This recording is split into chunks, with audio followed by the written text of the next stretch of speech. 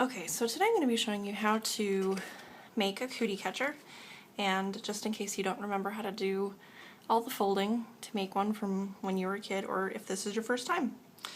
So these are two that I made for my article about having a Valentine themed wedding and different ideas that you could incorporate for party favors and things like that. So this is a kind of a festive spin on a traditional cootie catcher. Instead of writing the colors on here like you do traditionally, I actually just used different colored stickers. And so these are hearts, and both of these cootie catchers are pink, which is kind of nice for the Valentine theme. But let's go ahead and get started. So one of the most important things is you want to make sure that you're using a square piece of paper. And for these cootie catchers I used cardstock, which is nice because it holds up and is a little bit stronger than regular paper. So this cardstock I actually got in a package at Michael's, and what we need to do is make sure that we trim it to a square. So I kind of showed you this before. This is just to show you we're going to be cutting off this on the paper. So this is 8.5 by 11, so we're just going to trim this paper to be 8.5 by 8.5. So your cootie catcher like this, when it's folded, you can easily unfold it, and then it ends up looking like this. Those are all the fold marks on there.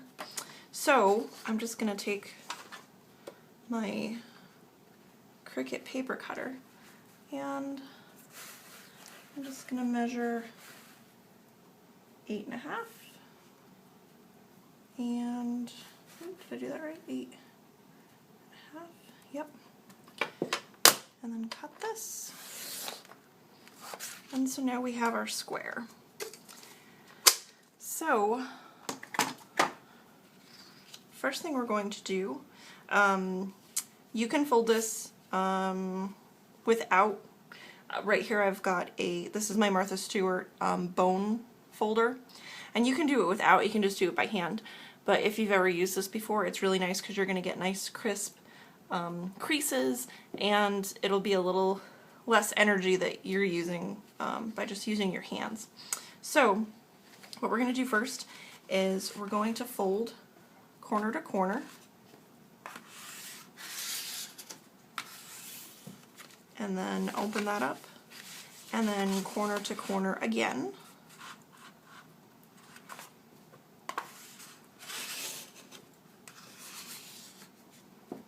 Okay, so now we've kind of got a square with a cross on it, or I'm sorry, with an X, or a cross if you do it that way.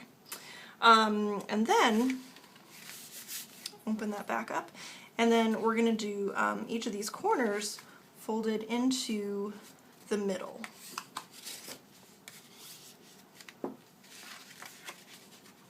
Or I guess I should say almost the middle.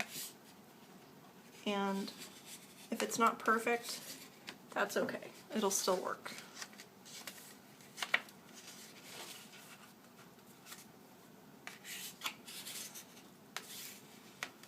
Alright, and last one. Now if you're using just regular paper, like printer paper or notebook paper, it would be a little bit easier to do the folding. But in the long run, I think this kind of holds up a little bit better. Okay, so now you've got a square with kind of these flaps. So at this point, you're going to want to turn it over like this. So now you've just got a square with creases in it like so. And we're going to do the same thing that we did on the other side. So taking each of these corners and folding them in almost to the center. And this is the part where I really like having this bone folder, because now the paper's getting, because it's the cardstock, it's getting a little bit more difficult to fold. So it's nice to have.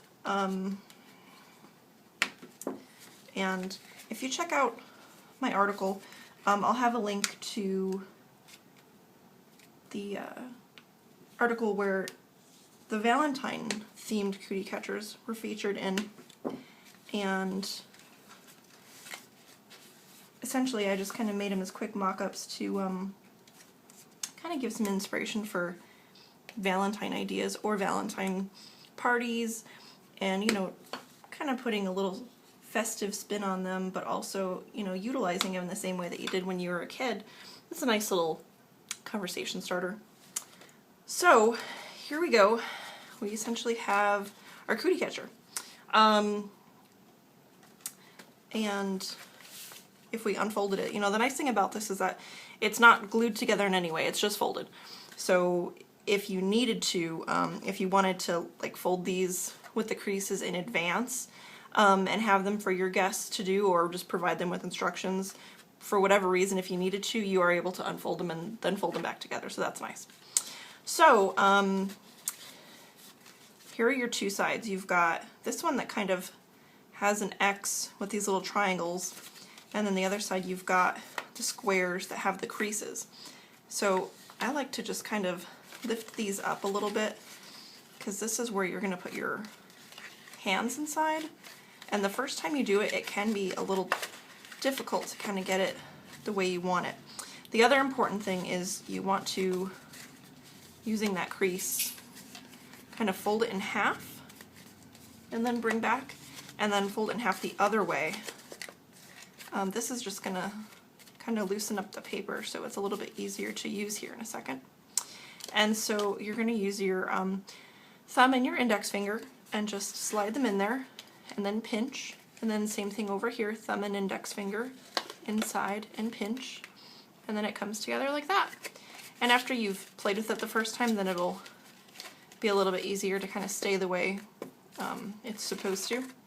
But at this point, you know, like when I was a kid, we would use markers and draw a color on here or write the color with that marker.